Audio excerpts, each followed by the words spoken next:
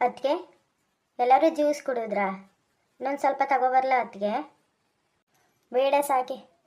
ನಿಂಬೆಹಣ್ಣು ಸರ್ವತ್ತು ಚೆನ್ನಾಗಿತ್ತು, ಕುಡಿದ್ವಿ ಎಲ್ಲರೂ. ಬಾಯಾರಿಕ ಆಗ್ತಿತ್ತು ನೋಡು, 2 ಲೋಟ ಕುಡಿದ್ವಿ, ಅದೇ ಹೊಟ್ಟೆ ತುಂಬೋಗಿದೆ.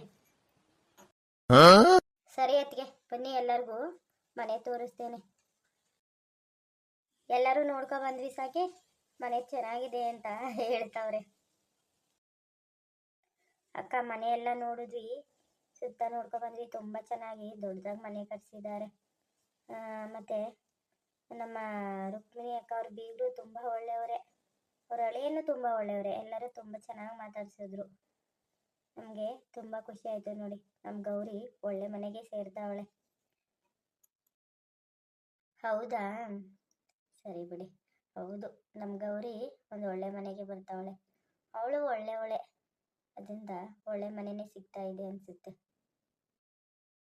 ಸಾಕಿ, ಎಲ್ಲರನ್ನೂ ಊಟಕ್ಕೆ ಕೂರಿಸ್ಬಿಡವ.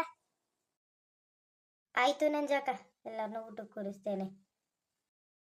ಅದಕ್ಕೆ ಎಲ್ಲರೂ ಊಟ ಮಾಡ್ಕೊಬಿಡಿ ಮತ್ತೆ. ಸಾಕೆ, ಆಮೇಲೆ ಮಾಡ್ತೀವಿ ಬಿಡಿ ಸಾಕೆ. ಗಂಡಸರೆಲ್ಲ ಕೂತ್ಕೊಂಡು ಊಟ ಮಾಡಿಕೊಳ್ಳಿ, ಅವ್ರು ಆದ್ಮೇಲೆ ಆಮೇಲೆ ನಾವು ಮಾಡ್ತೇವೆ. ರುಕ್ಮಿಣಿಯವರೇ, ಊಟ ಮಾಡ್ಕೊಬಿಡಿ, ಆಮೇಲೆ ಕೂತ್ಕೊಂಡು ಮಾತಾಡಿದ್ರಾಯ್ತು.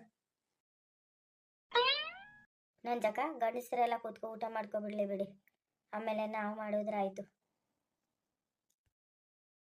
ಅವರು ಆಮೇಲೆ ಕೂತ್ಕೊಂಡು ಮಾಡ್ತಾರೆ, ಮೊದಲು ನೀವು ಊಟ ಮಾಡ್ಕೊಂಡು ಕೂತ್ಕೊಬಿಡಿ. ಯಾಕಂದರೆ ಅವ್ರದ್ದು ಇದ್ದೇ ಇರುತ್ತಲ್ಲ, ನಿಮಗೆ ಗೊತ್ತಲ್ಲ. ಅದಕ್ಕೆ ಅವರು ಆಮೇಲೆ ಮಾಡ್ತೇನೆ, ಮೊದಲು ಹಿಂಗಸರು ಕೊಟ್ಬಿಡಿ ಹೋಗಿ ಅಂತ ಹೇಳಿದ್ರು. ಅದಕ್ಕೆ ನಾವು ನಿಮ್ಮನ್ನು ಊಟ ಕೂರ್ಸೋಣ ಅಂತ ಬಂದ್ವಿ. ಅಕ್ಕ ನಿಮ್ಮೇಲೆ ಸರ್ವತ್ತು ಕುಡಿದ್ಬಿಟ್ಟು ಹೊಟ್ಟೆ ತುಂಬಿ ಹೋಗಿತ್ತು, ಅದಕ್ಕೆ ಆಮೇಲೆ ಮಾಡ್ತೇವೆ ಅಂದ್ವಿ. ಸರಿ ಬಿಡಿ ಅಕ್ಕ, ಎಷ್ಟೊತ್ತಾದರೂ ಊಟ ಮಾಡಬೇಕಲ್ಲ, ಮಾಡ್ಕೊತೀವಿ ಇವಾಗಲೇ. ಪಾಪ ನಮ್ಮಿಂದ ಗಂಡಸರೆಲ್ಲ ಕಾಯ್ಕೊಳ್ಳೋದು ಬೇಡ, ನಾವು ಊಟ ಮಾಡ್ಕೊಂಡು ಒಂದು ಕಡೆ ಕೂತ್ಕೊಬಿಡ್ತೇವೆ. ತಗೊಬನ್ನಿ ಅಕ್ಕ. ಹಾಗಿದ್ರೆ ಆಮೇಲೆ ಮಾಡೋರಂತೆ ಬಿಡಿರೋಕು. ಅಕ್ಕ, ರಾಜು ಅವ್ರಿಗೆ ಹೇಳ್ಬಿಡಿ ಹೋಗಿ ಊಟ ತಗೊಬಂದು ಬಡಿಸ್ತಾರೆ, ನೀವೇನು ಓಡಾಡ್ತೀರ. ನಾನು ಇವರನ್ನೆಲ್ಲ ಊಟಕ್ಕೆ ಕೂರಿಸ್ತೀನಿ.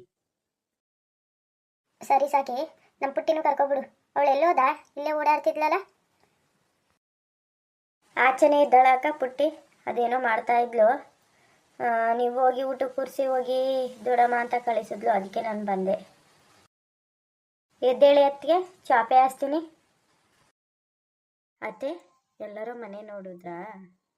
ನೋಡಿದ್ವಿ ಪುಟ್ಟಿ, ನಮ್ಮೂರವರೆಲ್ಲ ಮನೆ ಚೆನ್ನಾಗಿದೆ ಅಂತಿದ್ದಾರೆ. ಆಂಟಿ, ಬಾಳೆ ಎಲೆ ತಗೊಳ್ಳಿ. ನಂಜಿ ದೊಡಮ್ಮ, ರಾಜು ನನಗೆ ಊಟ ಥರ ಕೇಳಿ.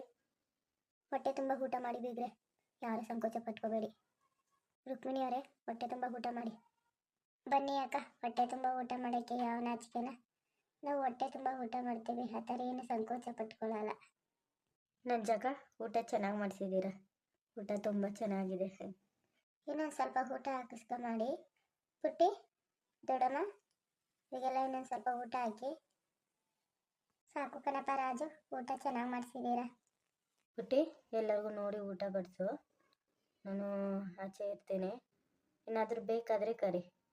ಅತ್ತೆ, ಊಟ ಮಾಡ್ತೀರಿ, ನಾನು ಆಚೆ ಇರ್ತೇನೆ.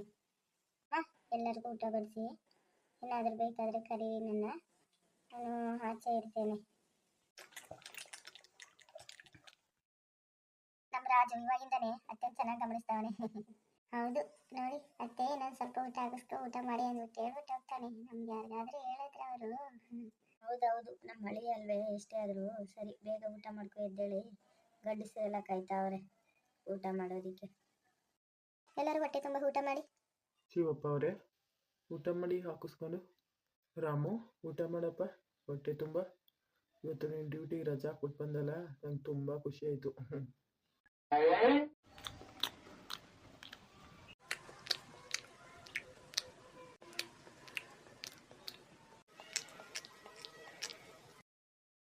ಬಾವಾ, ಊಟ ಚೆನ್ನಾಗಿದೆಯಾ ಬಾವಾ? ಚೆನ್ನಾಗಿದೆ ಕಣ್ಲ.